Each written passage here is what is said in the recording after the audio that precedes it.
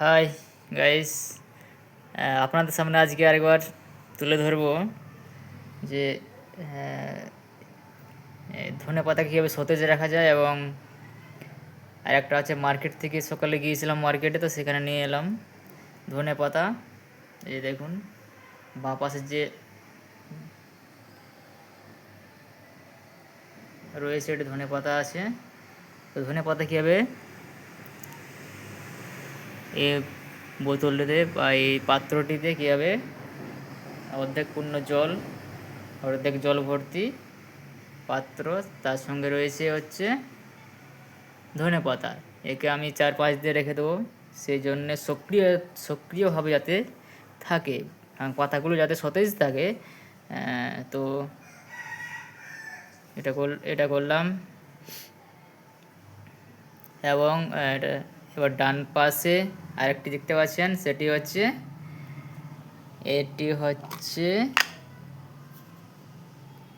লেবু, বড় লেবু, বড় জাতীয় বিদেশি বড় জাতীয় লেবু।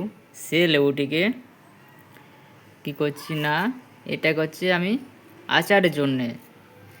এই যে পাত্রটি আছে, পাত্রটির মধ্যে আচারের জন্যে তৈরি করছি, যাতে পরবর্তীকালে এটাকে আমি খেতে পারি। এবং এই আচারের জন্যে হালকা দিয়েছি লবণ এবং চিনি দেওয়া হয়েছে। এর ভিতরে মানে লেবুটির ভিতরে ভিতরে ঢুকিয়ে দেওয়া হয়েছে অল্প পরিমাণে। এছাড়া বাইরে দেখতে পাচ্ছেন দেওয়া হয়েছে, যাতে করে এবার এই লেবুটিকে এই পাত্রটির মধ্যে কীভাবে শুকনো করতে হবে, কারণ যাতে বেশি দিন থাকে। শুকনো না করলে ঠিক মতো মানে টেস্টফুল হবে না। তো যাতে সক্রিয় থাকে এবং কোনো ক্ষতি না হয়, সেই জন্যে হালকা লবণ এবং চিনি দেওয়া হয়েছে, দেখতে পাচ্ছেন। তো আজকে সকালে গিয়েছিলাম মার্কেটে, মার্কেট থেকে এসে নিয়ে ভাবলাম যে একটা এক্সপেরিমেন্ট কিছু করি। তো এটা আগের থেকে সিদ্ধান্ত ছিল।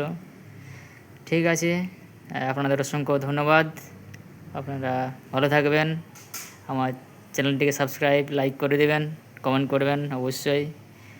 থ্যাংক ইউ, ভালো থাকবেন।